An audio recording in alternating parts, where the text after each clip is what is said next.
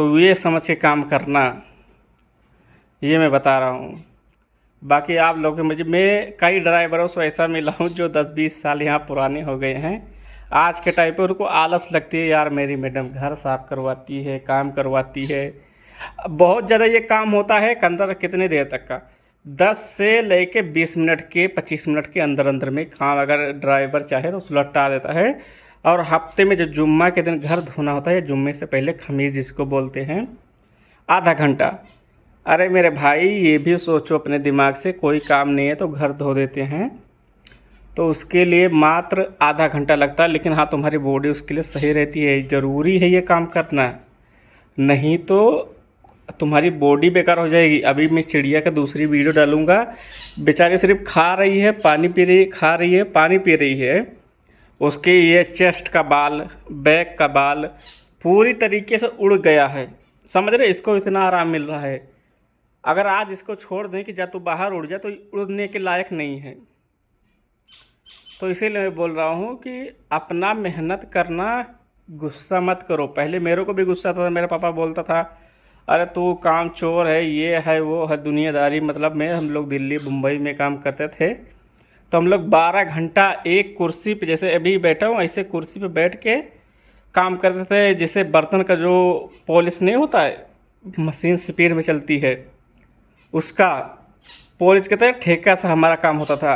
उस पर 12 घंटा बैठ के पॉलिश करते थे। इसका मतलब 12 घंटा, और कहाँ 10 से आधा घंटा, मतलब 15 से 30 मिनट, मतलब आधा घंटा रख लो। उतनी देर मेहनत करना पड़े मेरे भाई तो क्या प्रॉब्लम है, हम लोगों को घंटा नहीं फ़र्क पड़ता। जहाँ मेरे को बहनचोद दिन भर में रोज़ का 12 घंटा मेहनत करने के बाद में 15,000 रुपये बचता था, यहाँ पे मात्र मतलब लगभग आज का टाइम से अगर देखो तो बहुत ज़्यादा आधा घंटा, अगर जुम्मा को पकड़ो तो आधा घंटा काम करने के बावजूद में, और प्लस गाड़ी चलाने वालाने के बाद में मेरे को महीने का 30 से 40,000 रुपये मिल रहा है। तो मेरे को क्या फ़र्क पड़ता है यार, मैं घर भी साफ कर दूंगा, पक्षी को चारा भी डाल दूंगा, मात्र ये आधा घंटे की बात है। तो अगर जो नए ड्राइवर आ रहे हैं तो ये सोच के ना कि मैं पहले अपने इंडिया में कौन सा काम करता था, अब यहाँ सऊदी अरब में कौन सा काम करता, उससे तुलना करने के बाद में फिर अपना डिसीजन लेना। अगर तुम डिसीजन लेने में गलत हो गए ना, तो घर जाओगे तो समाज, जो तुम्हारे सारे पड़ोसी अगर बगल के लोग हैं, वो तुम्हारा मजाक उड़ाएंगे। समझ गए कि नहीं?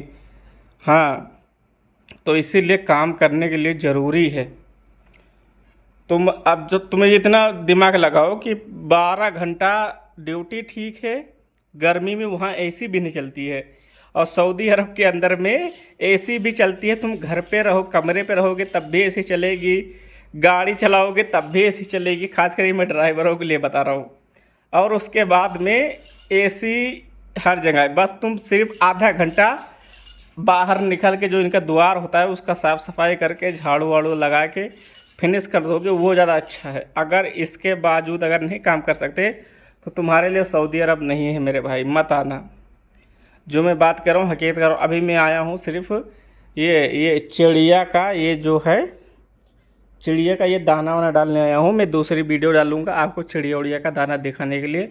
आगे पीछे का चेस्ट का पूरा बाल पीछे का उड़ा हुआ है, ये बेचारी उड़ नहीं सकती, इनको आराम मिला है, मतलब हद से ज़्यादा आराम मिला है। वैसे अगर तुम इंडिया से आके यहाँ आलस हो जाओगे, हद से ज़्यादा आराम मिलेगा तुमको। तो ऊपर से बॉडी में कोई फ़र्क नहीं चल रहा है, लेकिन तुम्हारा ऑर्गन, हार्ट, किडनी, तुम्हारा एसी का लत हो जाएगा। तुम्हें आगे चल के बहुत प्रॉब्लम आएगी। मैं भी यही बात किया, डॉक्टर से भी मैंने बात किया, लखनऊ में एक स्पेशलिस्ट है, मैंने उससे बात किया। तो इसीलिए मैं बोल रहा हूँ भाई मेरे, अपना काम पसीना जितना बहाने वाला काम है, बेझिझक काम करो। समझ रहे हो कि नहीं?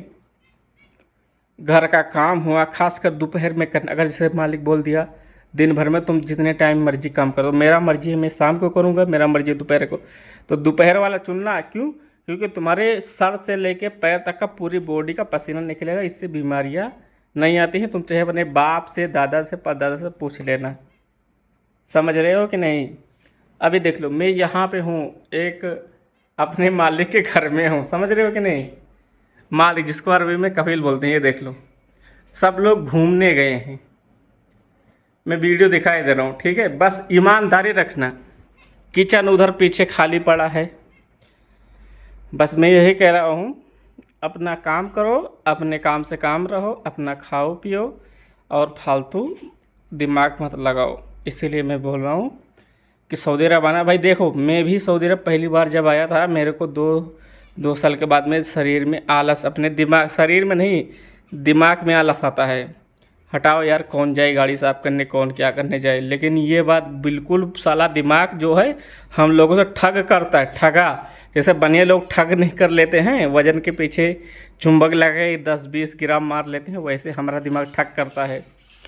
तो उससे बिल्कुल नाराज़ मत होना। अगर नए जितने ड्राइवर आते हैं, पुराने वाले की मैं बात नहीं कर रहा हूँ, जितने नए ड्राइवर आते हैं, आने के बाद में तुम लोग कोशिश ये करना भाई मेरे, काम करना। अगर जिसे ड्यूटी ज़्यादा है तो उस दिन मैडम कहीं भी नहीं, अगर जो मैडम और कफिल ईमानदार है वो बोलेगा भी नहीं घर साफ़ करने में। मैं भी जिस दिन लेट हो जाता हूँ उस दिन मैं घर का खुद ही नहीं काम करता हूँ, समझ रहे हो। अगर जिस दिन लेट हो जाओ द्वार का काम करने, जैसे कि अब ये लोग पेड़ पौधा लगाए तो उसकी पत्तियाँ सिर्फ इकट्ठा करके टोकरे में डलना था, और इससे ज़्यादा साला कोई पहाड़ वाला काम नहीं होता है। आप लोग समझ रहे हो कि नहीं। तो इसीलिए मैं बोल रहा हूँ कि अगर नए जितने ड्राइवर आ रहे हैं तो इतना सोच समझ के आएँ। जैसे कि जो किराए का सऊदी का घर होता है, यहाँ पे किराए पे भी रहते हैं 4-5 मंजिला वाला, तो उसमें तो हारिस मतलब साफ़ सफाई करने वाला एक अलग से बंदा होता है। उसमें तुम्हें कुछ नहीं करना होता, सिर्फ अपना गाड़ी चलाना होता। अगर उसमें आप गाड़ी चलाने वाले में आता हो तो लेकिन अपनी बॉडी का ख्याल रख के अगल बगल की बात करो, गाड़ी वाड़ी साफ़ करने का उसमें लग जाना। गाड़ी साफ़ करोगे महीने का, छोटी गाड़ी रहेगी तो 60-70 रियाल, बड़ी गाड़ी रहेगी तो 100 रियाल मिलता रहेगा, ठीक है। तो उसमें जो है आपको बेनिफिट होगा। मैं खुद अब अगर अगल बगल गाड़ी साफ़ करता हूँ, मेरे को 100-200 रियाल मैं आराम से कमा लेता हूँ, मतलब महीने का।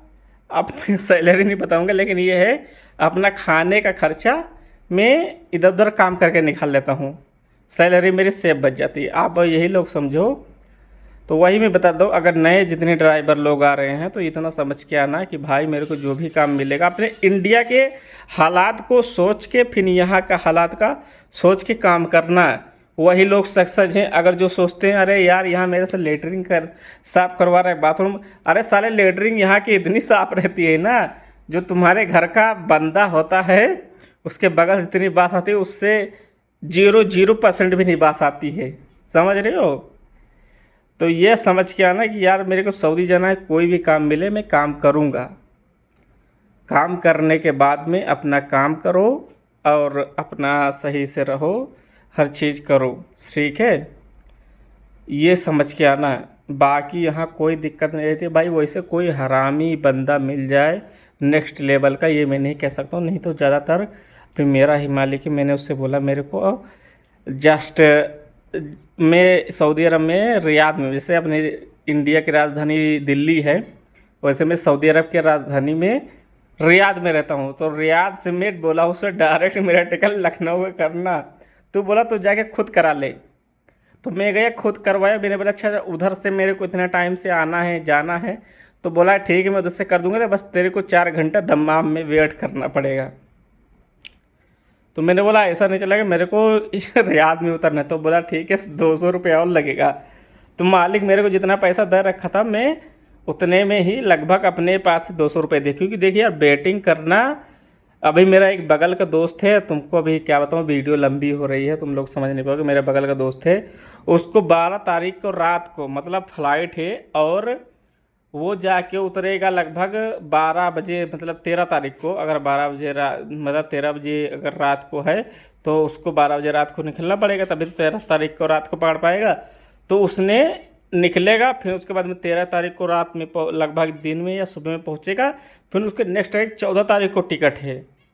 अभी मेरे को ध्यान नहीं, लगभग मेरे ख्याल शाम के टाइम टिकट है। लेकिन मेरा मालिक ऐसा है भाई कि उसने टिकट मेरा कंफर्म किया। यहाँ से मैं निकलूँगा रात के, मेरा भी लगभग 11-12 बजे के आसपास है। मैं सुबह 7 बजे अपना इंडिया पहुँच जाऊँगा दिल्ली, समझ रहे हो कि नहीं। तो वही मैं बताया कि भाई आना तो इंडिया की नौकरी को ध्यान में रख के यहाँ सऊदी अरब में नौकरी करोगे तो तुम्हें कोई दिक्कत नहीं होगी। अगर इंडिया की नौकरी को ध्यान में रख के यहाँ के भोसड़ी वाले काफ़ी अगल बगल चापलूस होते हैं, खासकर इंडियन, और बिहारी बिहारी आंग्ला बांग्लादेशी वाले तुमको बढ़िया से समझाएंगे। बाकी ये अपने जो यूपी बिहार और अपने इंडिया के खासकर होते हैं वो भोसड़ी वाले बकचोदी चोदते हैं। अरे यार ये मालिक नहीं सही है, तुम इसके पास कैसे आ गए, फंस गए, ये है वो है। तो इस चीज़ का ध्यान रखना, ठीक है। चलो ठीक है, मिलते हैं नेक्स्ट वीडियो में। मैं जो ये बगल मेरी चिड़िया चिचिया रही हैं, मैं तुमको वीडियो इसके एक रील बना के डाल दूंगा, आप लोग देख लेना, ठीक है। तो वही मैं कह रहा हूँ, अगर सऊदी अरब आना भाई मेरे तो संतुष्ट करके आना। आप लोग ये समझ जाओ, अगर अगर तुम थोड़ा बहुत दुखी में रहोगे, तुम्हारी मम्मी से, पापा से, बहन से लेके तुम्हारे बीवी से बच्चे तक का सब लोग सुखी रहेंगे। अगर ऐसा करके नहीं आओगे तो तुम खाली दुखी रहोगे, बाकी तो फैमिली वाले तो मान लो बाद में दुखी रहेंगे। इतना समझ के आना, क्योंकि यहाँ हर घर का नेम है। एक बंदा मेरे जस्ट रूम के सामने रहता है, उसको 15 साल सऊदी अरब में ड्राइवरिंग मतलब गाड़ी चलाते हुए हो गया है। अगर आप लोगों से इंग्लिश समझ में नहीं आती, मेरे को इंग्लिश नहीं, लेकिन मैं थोड़ा बहुत सीख गया हूँ।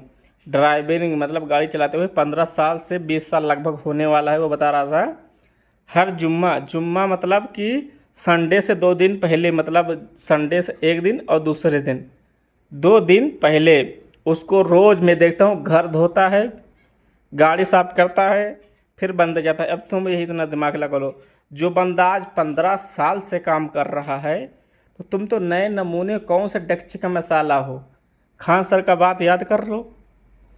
तो वो समझ के आना मेरे भाई काम करने के लिए सऊदी अरब में, ठीक है। नहीं तो मत आना। चलो ठीक है, good luck, bye, next video में मिलते हैं, ठीक है।